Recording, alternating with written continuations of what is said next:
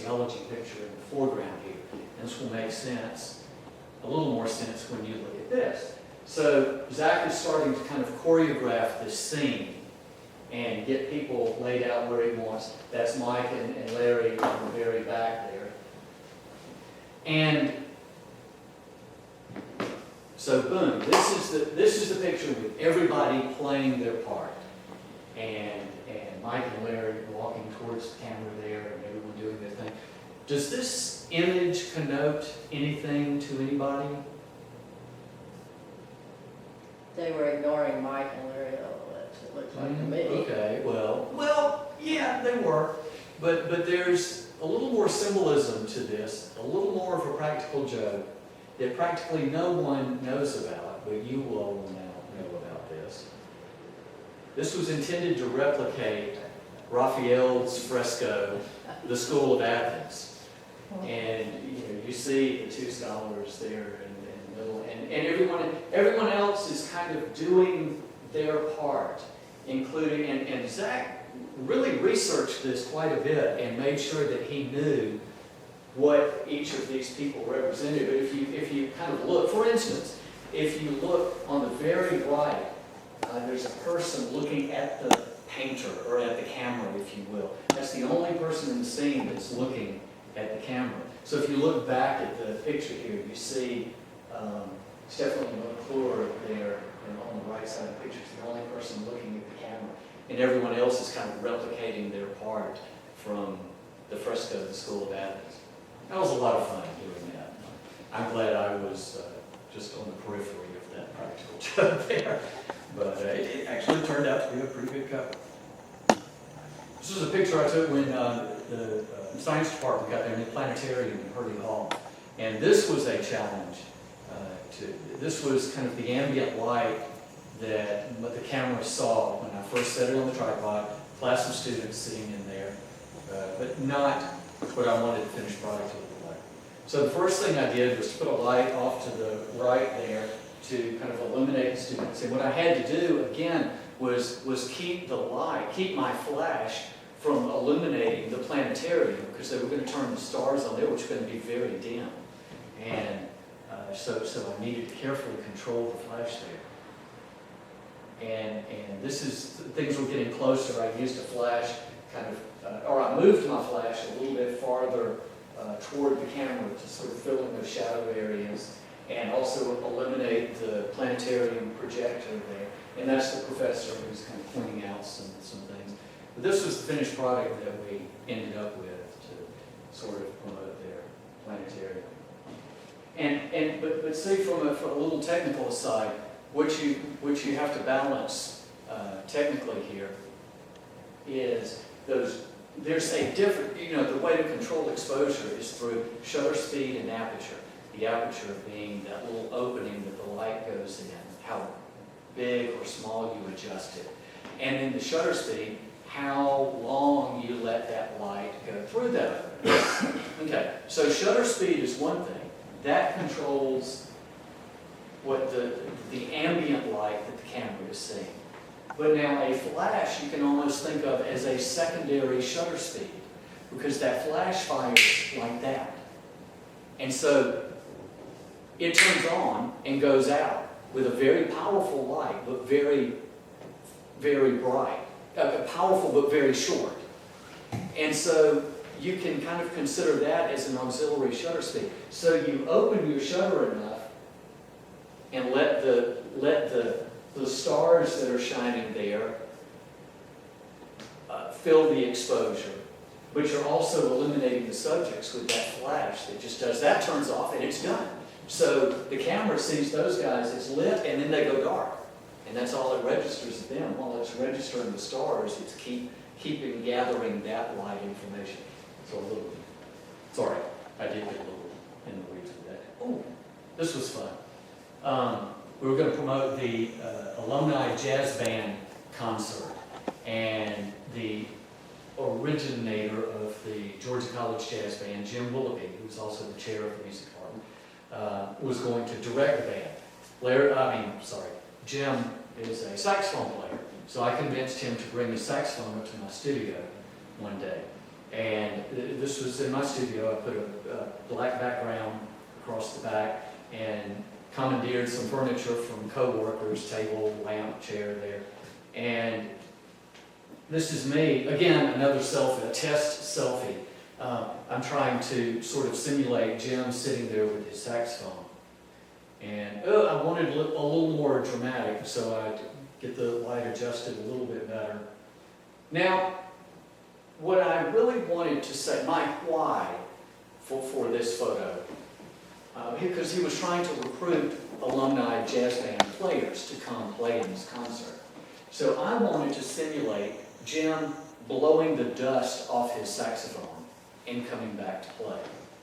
So I went to the hardware store here, bought a 10-foot length of clear plastic tubing, and ran it from my tripod around the back of the chair and clamped it to the other side of the arm of the chair there, filled the end of it with talcum powder, and when I got ready to take the picture, I would blow in the end of the tube and blow the talcum powder out, which was supposed to, at least from the camera perspective, look like it was coming off of Jim's saxophone.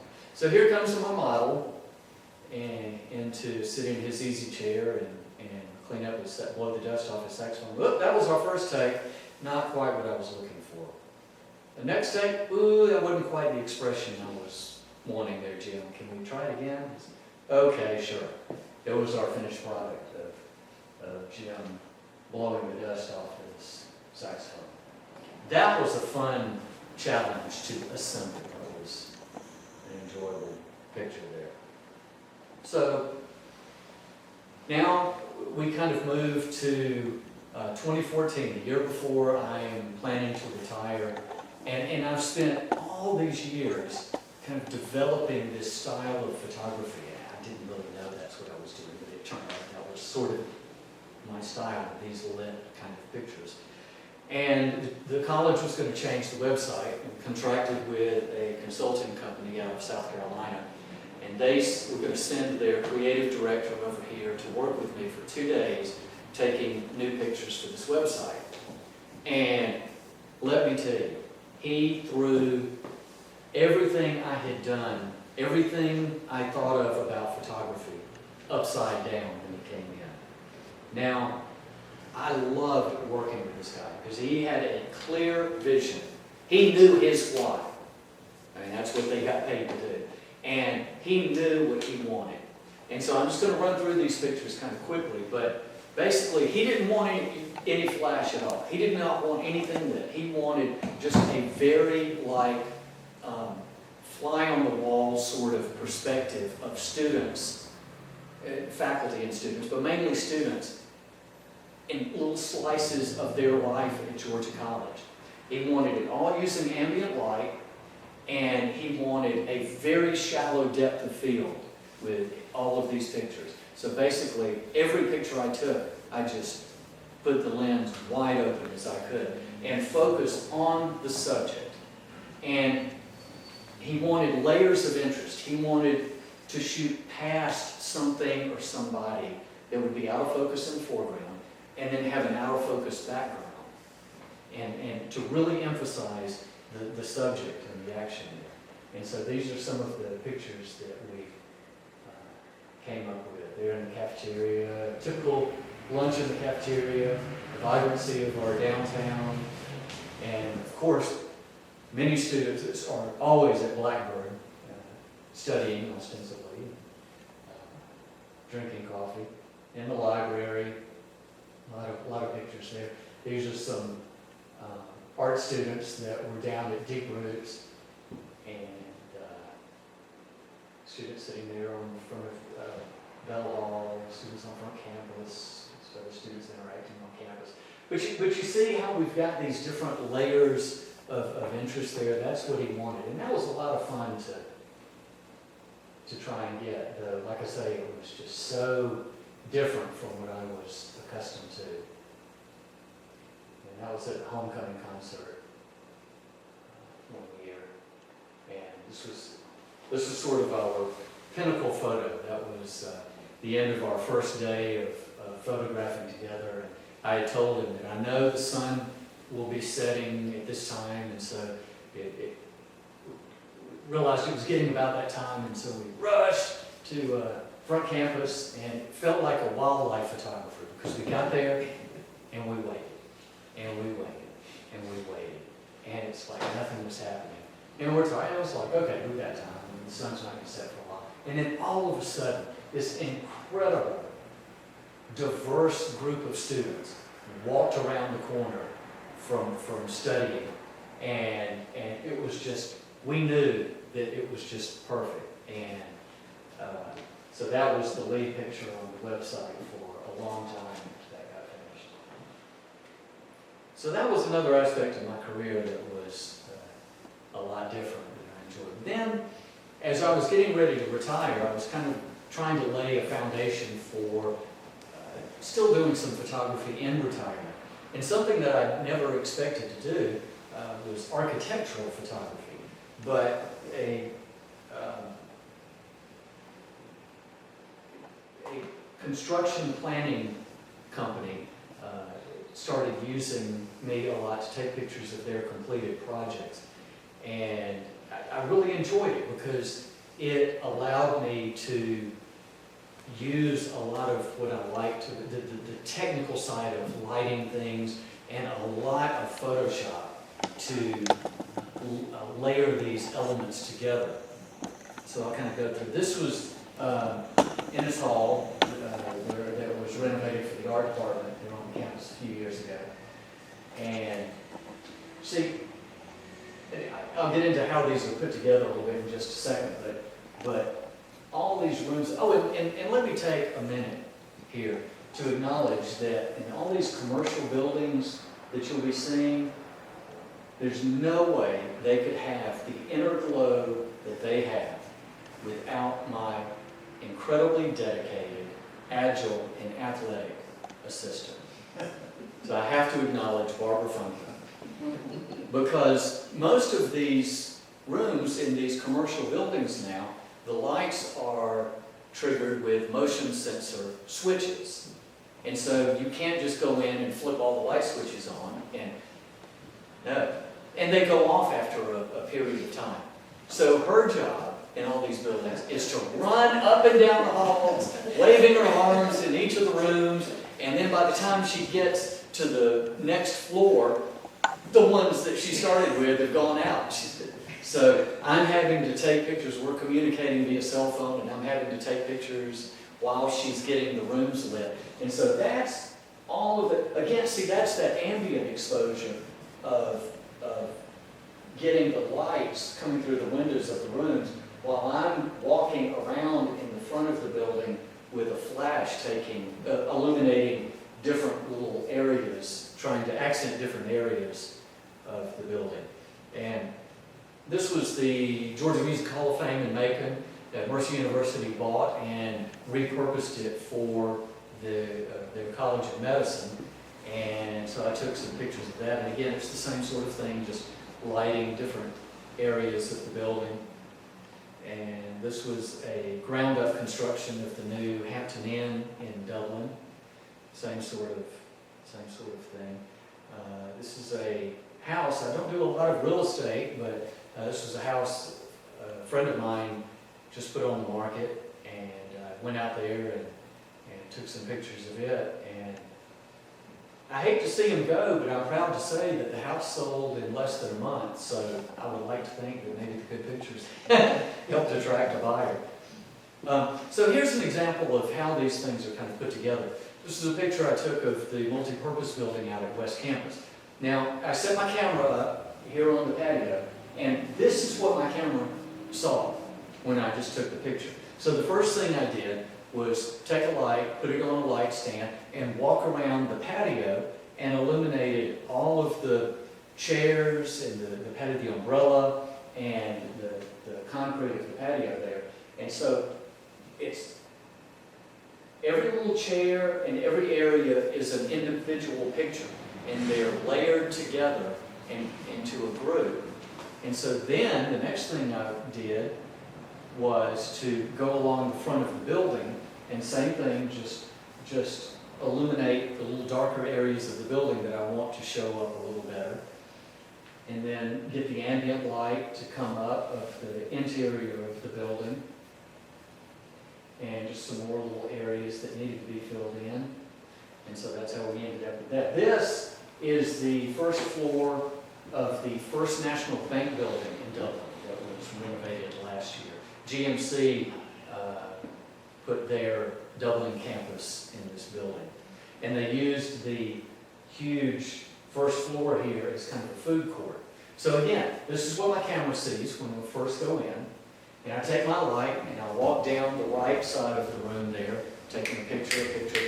See, I'm holding the light, but I'm controlling the camera with a radio. And so every time I get my light positioned where I want it, then I trigger the camera. Walk down the left side of the room, again illuminating all the pieces of equipment, this was an old bank, well I said it was the First National Bank building, and so they actually used the old bank vaults as storage rooms for the food storage there. And so eliminated those. And so then I kind of went back and went back down the right side, photographed all the tables, and I say photographed, lit each of the tables and chairs, and then lit the mezzanine area up there. So then, if you notice kind of the beams across the top there, beams for lack of a better term, but there's sort of lines there where I masked all these layers off, so I have to go in and sort of smooth that out, so I smooth all of that out. And so that's what we end up with there, correct for the aberrations of the lens, and that's the finished product of that room. A little different than what the camera first saw. And this is the exterior of that building. And again, this is after my wonderful assistant has gone through and Firestore. yes, she got her exercise done and got the rooms lit. Notice here on the bottom, those are rooms that we couldn't access. So that's going to be a challenge in post-production. So then the construction company had put some accent lighting there on the facade, which they lit up, and that really added a lot of interest to the building there. And so then I started taking the light around and lighting the exterior of the building, lit that north side there. And again, that's just multiple frames walking down the side of the building. Now my camera is located on the roof of the Dublin Courier across the street on a ladder and a homemade camera bracket leaned up against a brick wall with my remote. And I'm up there. Well, actually, while I'm doing the light, I'm down in the street and I'm triggering my camera with this radio remote control and layering all that together in Photoshop. And so now you'll still see on what's actually technically the second floor of those dark rooms there. So using Photoshop, I was able to, much like you did with your house last week, you'll remember she was sort of taking elements from the windows and moving them around. I kind of did the same thing. Took some elements of window frames and moved them over there to more evenly illuminate the building. So that's what we ended up there.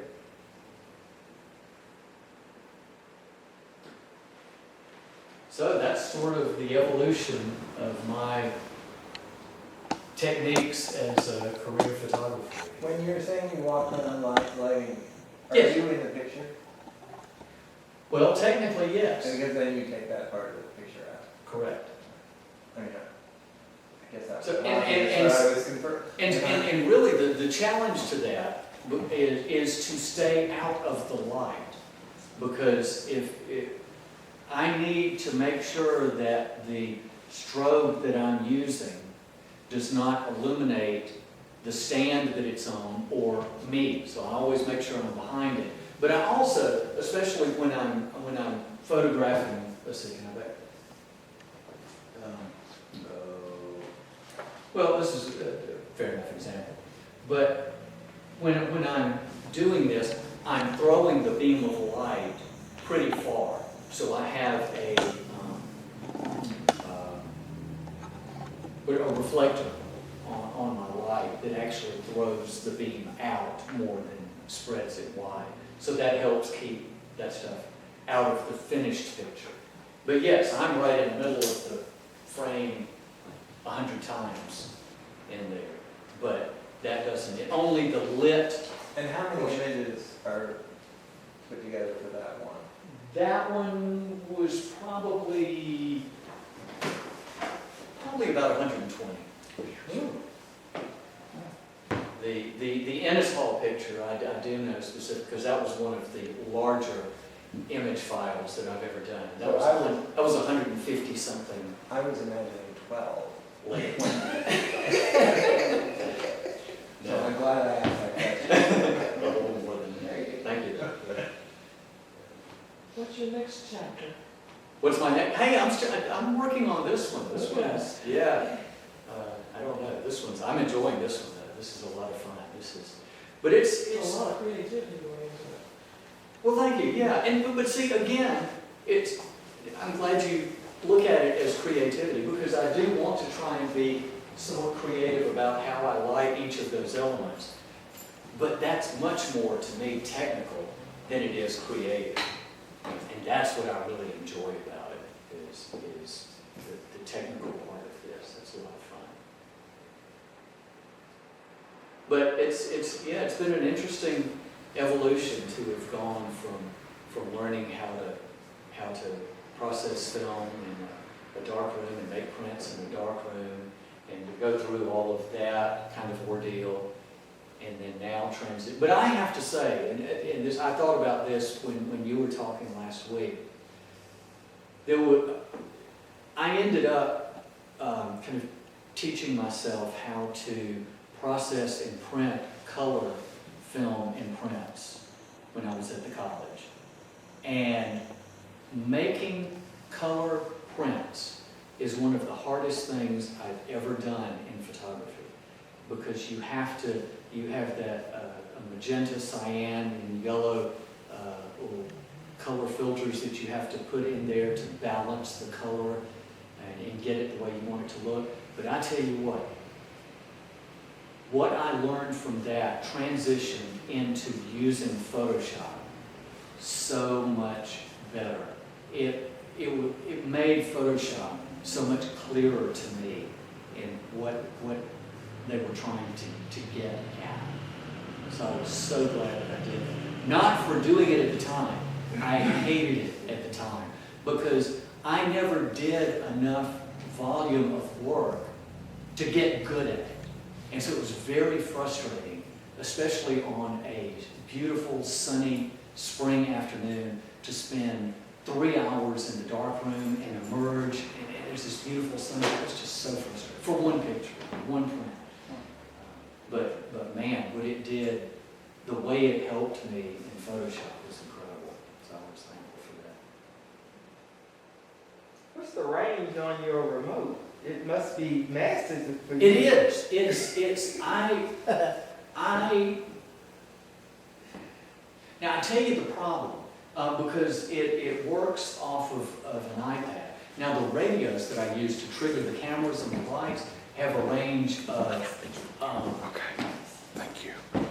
hundreds and hundreds of feet. I mean, almost an eighth of a mile. But Interference with other? the iPad that I use to actually see the picture that I've just taken remotely works off of a remote that attaches to the camera, which creates its own little Wi-Fi network.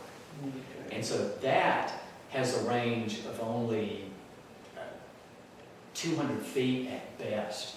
So what would happen is I would be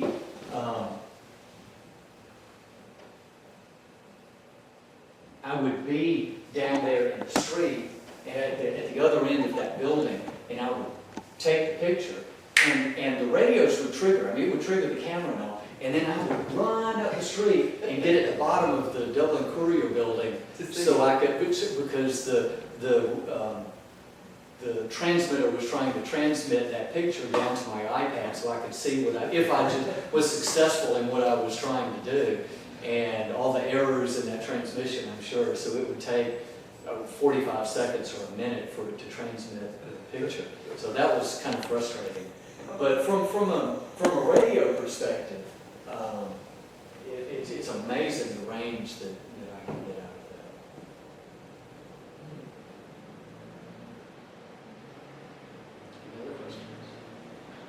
why weren't any of us in any of those pictures when we were there as long as we were? Yeah, really. But he did give me the source of the one he took. Well, okay. I did. Okay. What did I take? Which one did I take? Just the portrait thing. but- Oh, the headshot? But I use that, that's my. Probably because you guys were there more in the film days. Yeah. I don't have a lot of that. Most of those pictures are in special collections. I think he's Those- talking about our age, Derek. That's right. But it's- Mine too. Do you have all those, or Special a collections. selection of their Special. own? Yeah, special collections. But you know, that's another sort of interesting perspective in my career, is the fact that there's a metal slide cabinet. It's about this tall and about this wide, that's on a shelf somewhere in special collections. And that holds almost every picture I took for the first half of my career. If there's 500 pictures in there, I'd be surprised. The other half of my career has almost 500,000 pictures. But now this is something, and really I also would like to have said when I was giving the demonstration of that camera, that is a lot of pictures for the same amount of time. But one thing that camera taught me as much as anything else is kind of the Karate Kid wax on, wax off sort of thing. That taught me discipline in taking the picture. Don't just point a camera and just hold the shutter down and take a bunch of pictures. Again, why? Why am I doing this? Look at think about what you're trying to take before you take it. And that camera and using that thing taught me that kind of discipline more than anything else that I did in my career.